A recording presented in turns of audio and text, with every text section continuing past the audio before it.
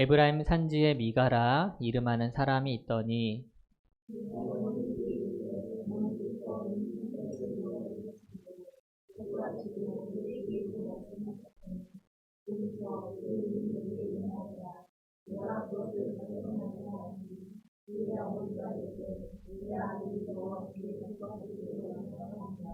미가가 은 1,100을 그의 어머니에게 도로 주매 그의 어머니가 이르되 내가 내 아들을 위하여 한 신상을 새기며 한 신상을 부어 만들기 위해 내 손에서 이 은을 여호와께 거룩히 드리노라. 그러므로 내가 이제 이 은을 내게 도로 주리라.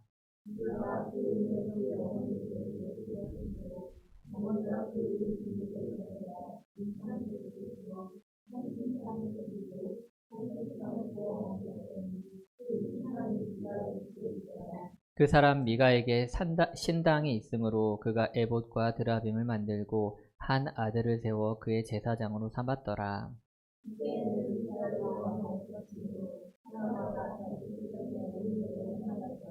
유다 가족에 속한 유다 베들레헴에 한 청년이 있었으니 그는 레위인으로서 거기서 거류하였더라.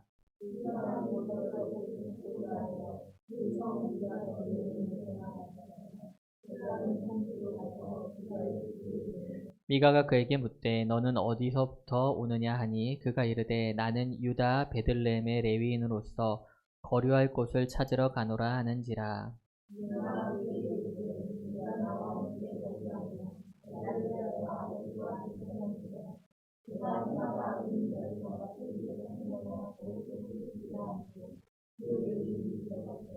그 레위인이 그 사람과 함께 거주하기를 만족하게 생각했으니 이는 그 청년이 미가의 아들 중 하나 같이 됨이라.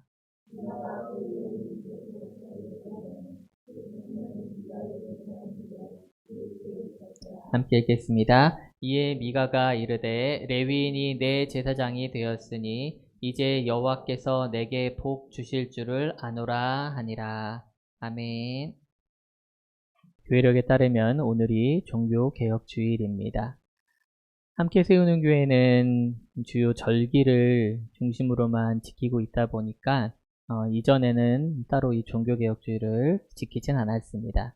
근데 올해는 설교 계획을 세우면서 교회사와 함께 이 종교개혁의 정신을 좀 되새기고자 하는 마음에 종교개혁주일을 설교 계획에 좀 넣어두었습니다. 그런데 마침 올해 우리가 순서대로 살펴보고 있는 이 사사기 본문 순서가 딱 어떻게 진짜 하나님께서 인도하셨는데 딱 적절한 말씀의 순서가 딱 맞아들어서 우리 기존에 보았던 순서에 맞춰 사사기 순서 설교 같이 맞물려 할 수 있게 되었습니다. 우리가 쭉 사사기를 살펴보았지만은 많은 사람들이 사사기 하면요 많은 사사들이 활약하고 이스라엘을 블레셋에서 구원하는 그런 이야기로 보통 생각을 합니다.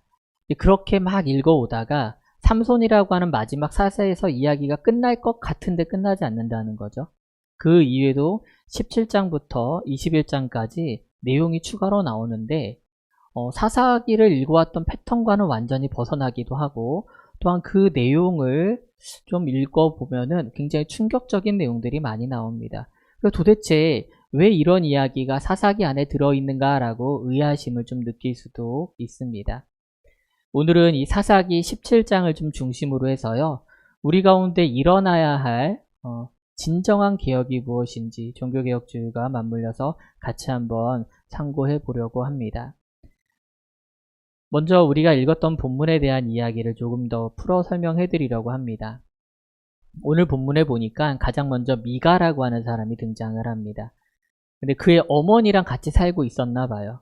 근데 그의 어머니가 은돈 1,100냥이나 되는 큰 돈을 지금으로 따지면 수십억 정도 되더라고요. 이 돈을 도난당했어요. 그때 뭐 은행이 있었겠습니까? 보통은 다 마늘밭에 숨기고 그랬겠죠, 우리. 근데 그게 없어진 거예요. 난리가 난 거예요. 얼마나 속상했는지 어머니가 그 도둑을 향해서 계속 저주를 퍼부었대요. 한 번 한 게 아닌 것 같습니다. 제가 그 어머니 입장이라도 아침에 밥 먹고 저주하고 점심에 밥 먹고 저주하고 자기 전에 저주했을 것 같아요. 그런데 갑자기 어떻게 돼요? 아들이 떡하니 미가가 제가 그 도둑입니다라고 자수를 하는 거예요. 아마 어머니의 저주가 얼마나 신랄했고 무서웠는지 자수하지 않을 수 없었던 것 같습니다. 그런데 또 어머니가 웃겨요. 그 얘기를 듣자마자 혼내키는 게 아니라 뭐라고 해요? 여호와 하나님의 이름으로 축복을 합니다. 아마도 이제 자신의 저주가 너무 강했다고 생각해서 그런지 상쇄하려는 마음에 도리어 사랑하는 아들이 어떤 해코지를 당할까 싶어서 바로 하나님의 이름으로 축복을 하는 것이죠. 그리고는 더 재밌는 거는 그 돈을 가져다가 어떻게 해요? 갑자기 신상을 만들고, 그리고 미가는 한술 더 떠서 이 제사장만 입는 옷이었던 에봇과 드라빔이라는 것을 만들어서 자기 가족 중에 한 명인 자기 아들 하나를 제사장으로 세웁니다. 이 지금까지 일어난 일이 한 집 안에서 일어난 일이라면은 여기 이제 새로운 사람 한 명이 등장을 하죠. 7절 이하에 보면은 레위 사람 한 명이 베들레헴을 떠나서 돌아다니다가 이 미가의 집에 찾아오게 됩니다. 그리고 미가는 그 청년을 자기 집 안에 제사장으로 세워 함께 살게 되죠. 우리가 읽은 이 짧은 구절 안에 정말 혼란하다 혼란해. 여러 가지 일들이 정신없이 쉴 틈 없이 터져 나옵니다. 우리가 오늘 다루지는 못하겠지만은 18장으로 넘어가면은 미가라고 하는 한 집안의 이야기를 벗어나서 이스라엘 12지파 중 한 지파인 단지파라고 하는 것으로 아예 더 확장이 되면서 공동체 가운데 신앙적인 문제가 발생되는 것을 우리가 발견할 수 있게 됩니다. 그래서 우리는 이 사사기 17장을 통해서 오늘 우리 어떤 신앙의 진실함과 순수성을 잃어버린, 그리고 종교에 심취한 사람들, 또한 변질된 성직자들과 민중들, 그리고 각자 재판관이 된 이러한 사람들을 직면할 수 있게 됩니다.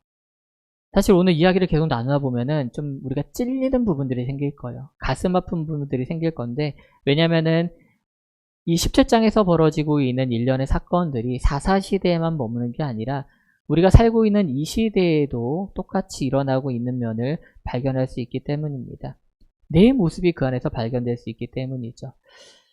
우리 가장 먼저 오늘 본문을 통해서 종교성만 강한 사람들을 만날 수 있게 되는데, 그들을 통해서 얻을 수 있는 교훈이 있습니다. 미가라고 하는 이름이요, 정확하게는 원어로 읽으면 미카예후라고 있습니다. 미카예후. 근데 뒤에는 미카라고도 나와서 줄여서 나타난 건데, 이 이름의 뜻이 뭐냐면은 누가 여호와와 같은가 라는 거예요. 되게 멋지죠. 누가 여호와와 같은가. 다른 신하와 비교할 수 없다는 거예요. 이름만 보아서는 굉장히 상당히 신실한 이름이죠. 보통 이름이 당시 문화는 어머니가 주어졌다고 합니다. 어머니가. 그러니까 오늘 나오는 이 어머니도 얼마나 우리 시대에 열심히 권사님처럼 얼마나 열심히 했을까 생각이 들어요. 그리고 미가 어머니가 계속 뭐라고 말해요. 여호와 하나님의 이름을 빌어서 축복을 하고 잘 되길 바라고 막 하나님께 드리려고 해요. 막 헌금도 드리고. 굉장히 종교적인 사람이었다는 걸 알 수 있습니다. 근데 말 그대로요, 종교성만 강했어요. 종교성만. 뭘 보고 알 수 있어요? 어머니가 그 도둑 맞았다가 되찾은 돈을 가져다가 신상을 만들어요. 신상을. 그걸 집안에 둬요. 그리고 그 돈 남은 돈으로 미가는 또 뭐예요? 신당을 집안에 만들어 놓고 신상을 거기다 두고, 거기서 끝나는 게 아니라 원래 하나님의 뜻을 구하기 위해서 제사장만이 입는 장신구, 옷에다 걸치는 장신구가 에봇하고 드라빔인데, 이것을 마음대로 만들어다가 여기 있는 아들 중에서 마음에 드는 아들, 딱 보니까 보름이가 다 괜찮아 보여. 다 제사장으로 삼는 거예요. 딱 옷을 입혀주고 네가 이제 우리 집안의 제사장이다 라고 이렇게 세워주는 거죠. 근데 그들의 종교성을 볼 수 있는 결정적인 장면은 뭐냐면요, 이 13절이에요. 13절. 미가가 이 떠돌이 레위인을 자기 집안의 제사장으로 삼잖아요. 그리고 나서 제일 마지막에 하는 말이 뭐예요, 여러분들? 이제 여호와께서 내게 복 주실 줄을 아노라 라고 말해요. 그 비싼 돈을 들여서 신상도 만들고 신당도 짓고 에봇과 드라밈을 재현해가지고 우리 아들을 제사장으로 삼고, 거기다가 세상에 레위인이네, 정통 유대인, 정통 제사장 가문의 사람이 딱 나타났네.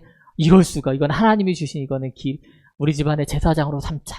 이제 다 세팅됐다. 주님 이제 복만 주시면 됩니다. 딱 이 마인드 아니겠습니까? 이러한 태도는요, 그런데요, 여러분들. 하나님을 향한 믿음은 배제된 채 정말 종교성만이 남은 상황을 우리에게 보여주는 거예요. 그 종교라고 하는 단어를 한자로 보면요, 이 마루 종자의 가르칠 교자입니다. 마루 종자. 이 마루 종자가 어떻게 만들어진 거냐면요, 여러분들. 이 제물이나 어떤 향을 올리던 재단을 그린 이 보일 시자라고 하는 아래에 있는 글씨에다가 거기다가 이제 위에다가는 이 집면을 가리키는 집을 가리키는 걸 위에 덮은 거예요. 그러니까 무슨 뜻이에요? 결국은 이 종교는 제사드리고 향 피우는 그런 것을 의미하는 게 이 종교의 종자입니다. 제사의 의미가 강하게 들어있다는 거예요. 그러니까 이 미가와 그의 어머니는요, 이 제사를 드리는 것, 종교적 환경을 꾸미고 준비하는 데는 굉장히 열심이었어요. 세팅 너무 잘 돼 있어요. 그런 사람한테 교회 맡기면 아마 예쁘게 잘 졌을지도 몰라요. 그런데 문제는 뭐예요? 하나님의 뜻을 헤아릴 줄 몰랐다는 거예요. 하나님의 말씀을 지켜 행할 줄은 몰랐다는 겁니다. 하나님은요, 이 이스라엘 민족들이 그 정체성을 잊고 종으로 살던 애굽에서 분명히 데리고 나오실 때 그들에게 뭘 주셨어요? 십계명을 주셨어요. 그 십계명을 통해서 하나님 나라의 백성들이 어떻게 살아가야 할런지에 대한 기준을 주셨다는 겁니다. 그전엔 기준이 없었거든요. 그런데 그들은 이 미가와 그의 어머니는 그 중에서 두 번째 계명을 정면으로 어긴 셈이죠. 이게 뭡니까? 우상을 만들지 말라는 명령입니다. 우상을 만들지 말라. 세상의 그 어떤 것의 형상도 만들어서 절하지 말라고, 섬기지 말라고 하나님은 분명히 말씀을 해주셨죠. 왜 하나님이 특별히 그걸 두 번째 말씀에 넣으셨을까요? 이 사람들이요, 여러분들 잘 아시겠지만 이 보는 것에 굉장히 영향을 받고 약한 존재예요. 눈으로 본 것을 마음에 새기거든요. 계속 남겨두거든요. 제가 어렸을 적만 해도 여러분들 아마 제 또래 분들 교회에 들어가면은 예수님 그림 하나쯤은 다 있었어요. 없는 교회가 없었어요. 백인의 얼굴을 하고 약간 긴 얼굴에다가 이 긴 머리에 웨이브가 들어가 있는데 갈색 머리에다가 이 45도 각도로 탁 하늘을 바라보면 거의 약간 허해요. 거기가 하나님의 영광이 들어가는 거죠. 그런 그림이 어느 교회나 하나쯤 있었어요. 이제 그걸 보면은 여러분들 어때요? 아, 예수님 이렇게 생겼구나라는 거 이미지를 막 상상하게 된다는 거죠. 근데 마음속에 이미지가 박혀요. 이 성화라고 해서 이름이 걸린 그 그림이 종교심을 강하게 해줄 수는 있을지도 모르겠습니다. 그런데 그 그림 하나가 도리어 예수님을 제한시킨다는 겁니다, 여러분들. 그러니까 신상은 어떻게 했어요? 오늘 미가가 어머니와 함께 만든 그 신상, 하나님의 위엄과 하나님의 그 거룩하심을 어떻게 그것 하나에 담을 수 있겠냐는 거예요. 그래서 하나님은요, 예레미야 선지자를 통해서 우상이 헛되다고 예레미야 이렇게 말씀하시는 겁니다. 우리 한번 같이 읽어볼까요? 예레미야 10장 3절에서 5절 말씀을 세 번역으로 준비했습니다. 우리 같이 읽겠습니다. 시작. 이방 사람이 우상을 숭배하는 풍속은 허황된 것이다. 그들의 우상은 숲속에서 베어온 나무요, 조각가가 연장으로 다듬어서 만든 공예품이다. 그들은 은과 금으로 그것을 아름답게 꾸미고 망치로 못을 박아 고정시켜서 쓰러지지 않게 하였다. 그것들은 논에 세운 허수아비와 같아서 말을 하지 못한다. 걸어 다닐 수도 없으니 늘 누가 메고 다녀야 한다. 그것들은 사람에게 재앙을 내릴 수도 없고 복을 내릴 수도 없으니 너희는 그것들을 두려워하지 말아라. 이게 우상 아니에요, 여러분들? 이게 우상이에요. 그런데 사람들은 어때요? 자기가 베어다가 자기 힘들여서 깎고 자기가 들쳐매가지고 갖다 놓은 그 나무 조각, 금부치들을 가져다가 손을 빌면서 막 우상으로 삼아요. 경배하고 숭배해요. 자기가 만들었으면서. 이 장면을 두고 팀 켈러 목사님은요, 하나님을 이렇게 하려고 한다는 거예요, 사람들이. 신상을 만들고 하나님을 가두려고 한다는 거예요. 그래서 하나님을 작게 만드는 행위라고 경고를 합니다. 하나님을 작게 만든다고.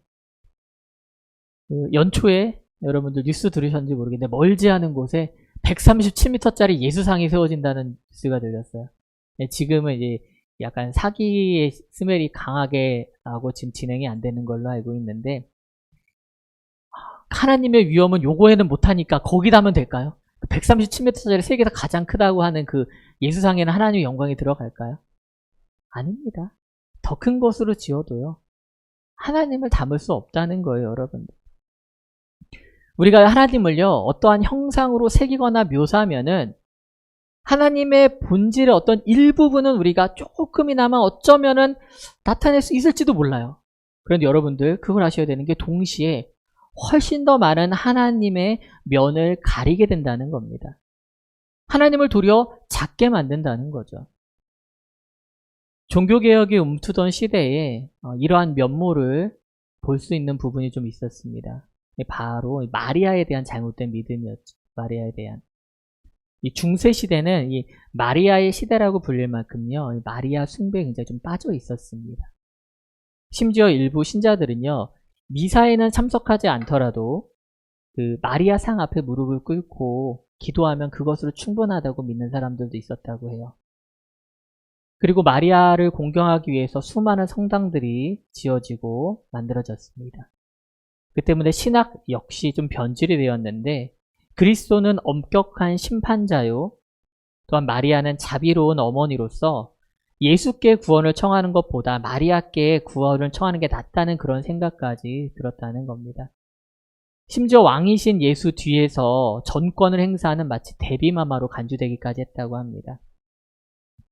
그래서 종교개혁 이후에 개신교에서는요, 이 교회 내에서 소위 성상이나 또는 성화 같은 것들을 점차 배격하기 시작을 했습니다. 보이는 종교심이 아니라 보이지 않는 것에 대한 믿음, 신앙심으로 나아가려고 하는 그런 노력이 있기 때문이죠. 우리 가운데, 그래서 우리가 한번 돌아봐야 한다는 거예요. 혹시 우리 가운데는 이 종교심만 남아있는 것은 아닌가? 내 가운데 종교심만 너무 심한 것은 아닌가? 우리가 겉으로 드러나는 어떤 종교적 행위와 예식 행위에는 잘 빠져드는데 일상에서의 삶 가운데 믿음을 가지고 살아가는 것, 그것을 우리가 넘어지진 않는지를 돌아봐야 한다는 것입니다. 신앙은요, 여러분들, 삶의 문제이지 거룩한 예식에 참여하는 문제가 아니거든요, 여러분들. 한국교회가 이 세상에서 공감을 받지 못하는 이유 중에 하나 저는 여기 있다고 보는 거예요. 교회 안에서는요, 일요일에는요, 여러분들, 세상 거룩해요. 세상 성자들 다 모아둔 것 같아요. 좋은 옷 입고 멀끔하게 인사하고 웃으면서요. 주님의 사랑이 넘치는 자들 같은데 그 자리를 벗어나면 힘을 잃는 거예요. 왜 우리의 믿음이 주일이라고 하는 일요일 하루에, 왜 교회라고 하는 이 좁은 공간 안에 갇혀 있어야 하냐는 거예요. 십자가 앞에서는 울면서요, 내 십자가를 지고 세상으로 나가는 거, 세상에서 살아가는 건 제대로 못한다는 겁니다. 예수님은 분명히 우리를 어떻게 하셨어요? 부르셨지만 또한 보내셨거든요. 세상으로 우리를 분명히 제자 삼아 보내셨는데 우리가 어째서 우리 믿음을 이 공간과 날짜에 제한을 시키냐는 거예요. 우리가 종교성만 남아서 되겠습니까, 여러분들?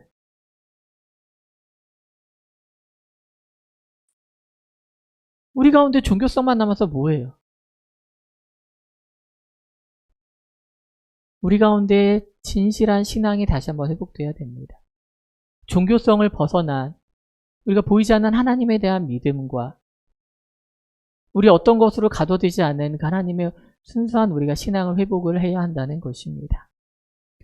또한 우리는요, 오늘 본문을 통해서 변질되는, 이 신앙이 변질됨에 따라 삶 전체가 변질되는 사람들에 대한 교훈을 얻을 수가 있습니다. 오늘 본문 17장 7절에서 8절 말씀을 제가 한번 읽어보겠습니다. 유다 가족에 속한 유다 베들레헴에 한 청년이 있었으니 그는 레위인으로서 거기서 거류하였더라. 그 사람이 거주할 곳을 찾고자 하여 그 성읍 유다 베들레헴을 떠나 가다가 에브라임 산지로 가서 미가의 집에 이르매. 레위인 청년이 한 명 나옵니다. 레위인 청년. 이 레위인은 원래 그의 직무가 뭐예요? 성전에서 지정된 곳에서 제사의 직무를 보기 위해서 따로 구별된 사람들이 바로 레위인이거든요. 그래서 레위기서를 보면은 실제로 이 레위인들이 거주할 수 있는 곳이 지파별로 있긴 하지만 48개 성읍을 따로 구별합니다.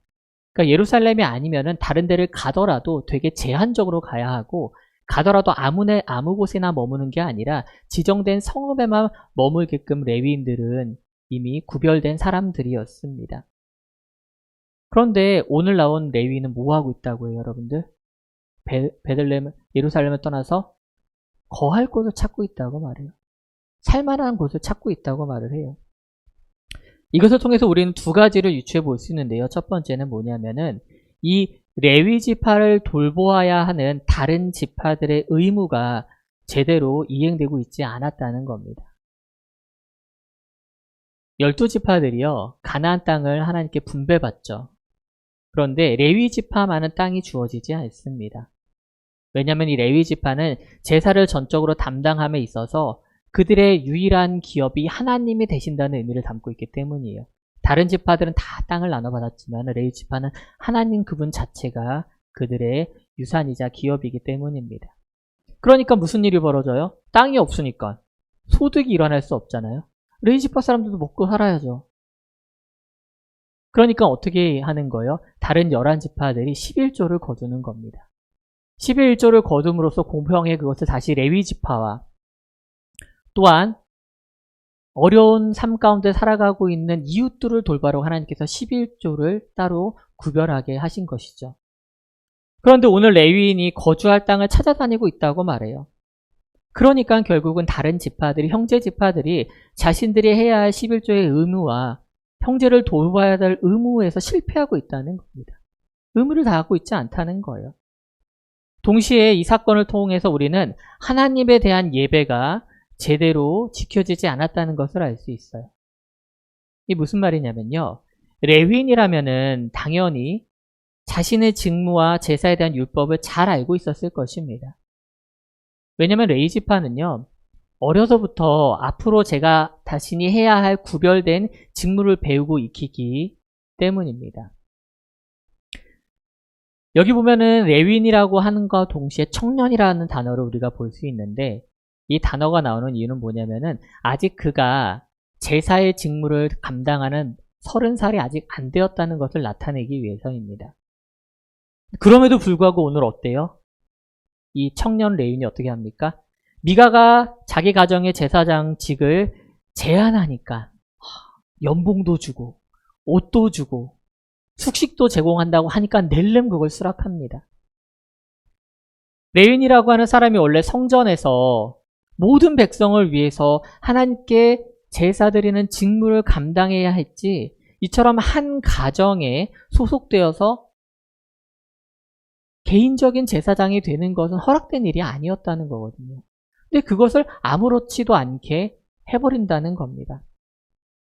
그러니까 이러한 일에 대해서 아주 가볍게 제안한 미가나 그것을 낼름 수락하고 받아든 이 레위인 청년이나 모두 율법을 어기고 하나님에 대한 예배를 가볍게 여겼다는 겁니다. 미가는요, 이 레위인 청년을 마치 자기의 종교심을 고취하는 데 있어서의 하나의 수집품으로 본 거예요.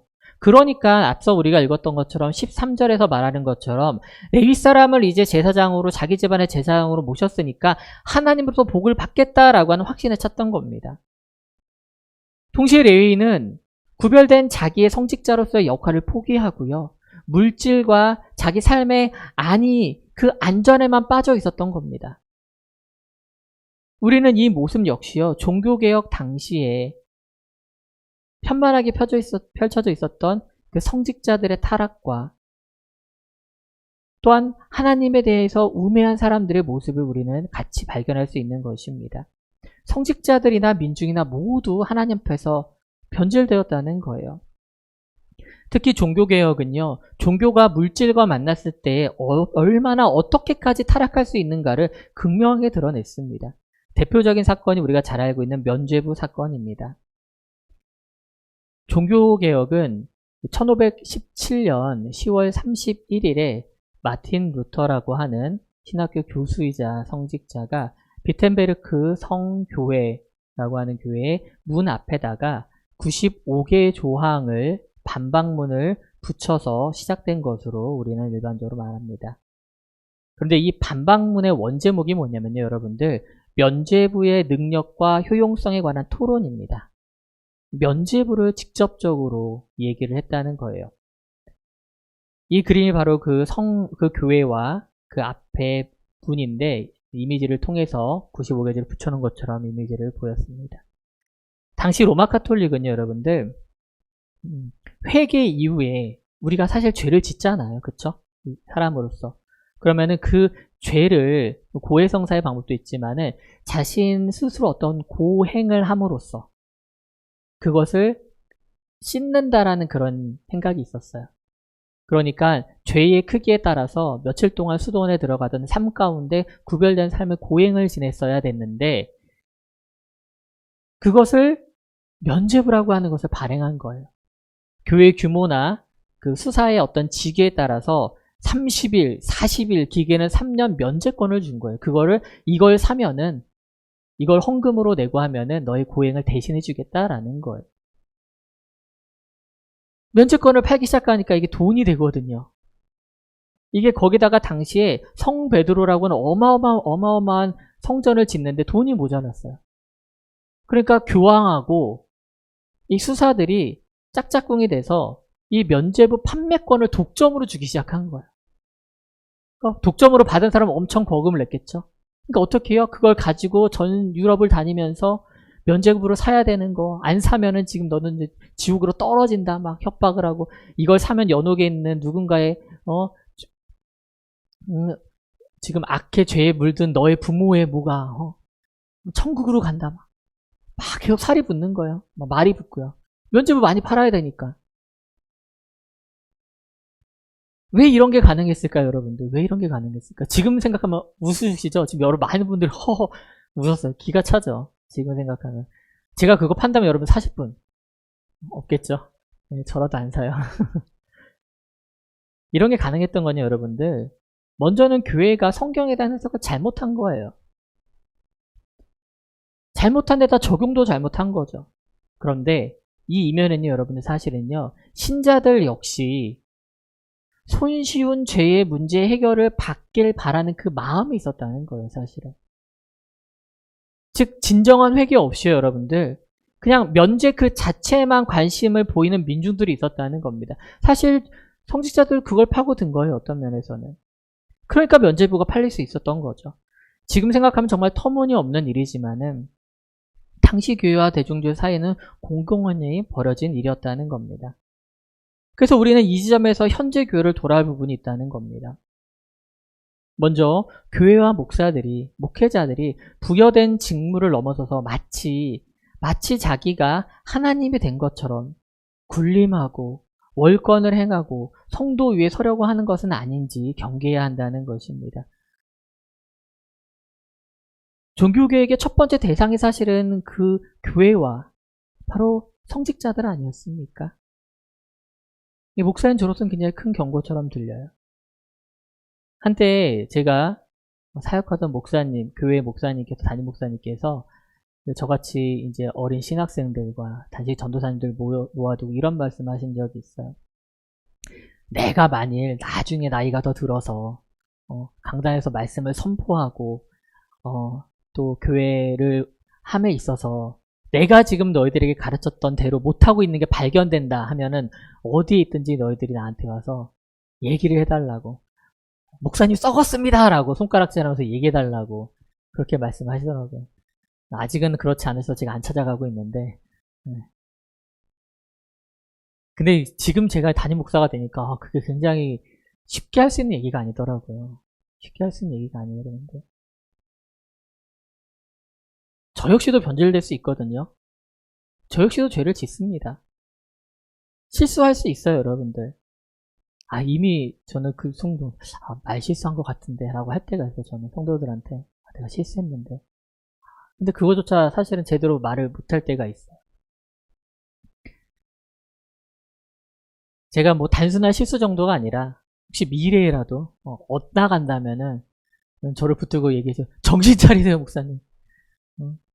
제가 예전에 설교했던 오늘 10월 29일 설교를 딱 틀어주면서 목사님 정신 차리시라고요. 얘기해 주셔야지 여러분들이 저에게 얘기를 해주셔야 돼요.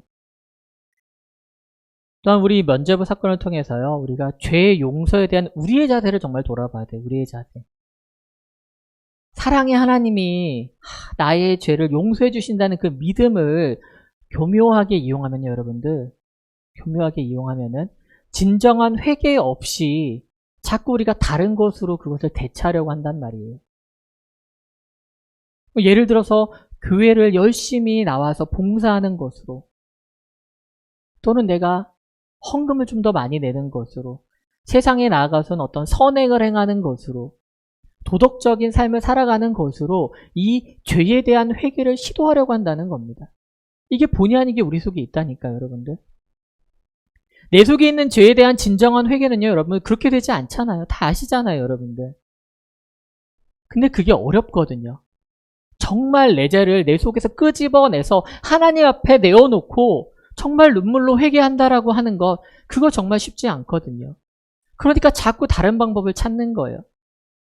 다른 대체할 수 있는 것을 우리가 만들어낸다는 겁니다. 여러분들, 우리가 정말 죄에 사로잡힌 죄인으로서 우리의 죄삼의 진정한 방법은 없어요. 하나님 앞에 가는 것밖에 없습니다. 주님 앞에 무릎 꿇고 진정으로 나의 죄를 고백하며 오는 것, 그것 외에는 우리의 죄 씻음 받는 방법이 없다는 것을 믿기 원합니다. 말씀을 좀 마무리하겠습니다. 이 사사기라고 하는 성경이요, 여러분들, 그 이름 뜻 자체가 재판관이라는 뜻이에요. 사실은 영어 성경을 보시면은. 하나님이 세우신 사사들이 실제 이 재판의 일을 하기도 했지만은, 하지만 그것들이 그들의 주된 업무는 사실 아니었습니다. 저는 사사기를 맞춰가는 이 과정 가운데 왜 하필 이 성경의 이름이 사사기가 되었나, 왜 재판관들이 되었나라는 생각을 해보게 됩니다. 특히 오늘 본문 17장을 통해서 또한 우리가 종교개혁주의를 맞아 종교개혁을 되돌아보면서 어쩌면 우리가 각자 삶에 대해서 또는 우리의 믿음과 신앙에 대해서 스스로 재판관이 된 것은 아닌지 돌아봐야 한다고 믿습니다. 우리는 쉽게 자신의 믿음과 또한 신앙의 기준을 만들고 그것으로 판단을 합니다. 내가 하는 종교적 행위는 거룩하고 신실한 것이고 마땅히 복받을 만한 행동이라고 생각을 합니다. 근데 더 나아가 그 기준으로 다른 사람은 정죄하고 있죠. 오늘 미가는 그 누구보다 종교적으로 열심히 살았습니다. 하지만 우리가 다 본 것처럼 그것은 비뚤어진 신앙의 모습이었을 뿐입니다. 중세시대는 종교라고 하는 큰 테두리 안에서 모두 같이 살았지만 사실은 모두 다 같이 죽어가는, 신앙으로서는 죽어가는 시대였습니다. 어쩌면 지금도요, 우리는요, 그러한 흐름이 남아있는 그러한 시대 가운데 살아가고 있을지도 모릅니다. 우리도 어쩌면은 종교개혁 시대에 일어났던 여러 가지 썩고 골마가는 게 우리 개신교 안에서, 우리 현대 교회 안에서도 지금도 일어나고 있을 수 있습니다. 실제로 일어나고 있는 것을 우리는 목도합니다. 그래서 더더욱 우리는요, 종교개혁의 모토인 5가지 솔라, 즉 5가지 오직을 기억해야 합니다. 우리 화면과 주보를 통해서 우리 같이 한번 고백했으면 좋겠습니다. 같이 읽겠습니다. 시작. 오직 성경으로, 오직 그리스도로, 오직 은혜로, 오직 믿음으로, 오직 하나님께 영광으로. 아멘. 각자가 삶의 기준이 된 이 시대에 이 5가지 오직을 기억했으면 좋겠습니다. 날마다 내 속에서부터 다른 곳이 아니라, 다른 사람이 아니라, 다른 교회가 아니라 나부터, 우리 교회부터, 우리 속으로부터 진정한 변화와 진정한 개혁이 있기를 원합니다. 하나님에 대한 민감성을 가지고, 복음에 대한 진실성을 가지고, 우리가 이 고백을 가지고 이 시대에 매일같이 우리 삶에서, 우리 교회 가운데 진정한 주님 안에서의 개혁이 일어나기를 주님의 이름으로 축복합니다.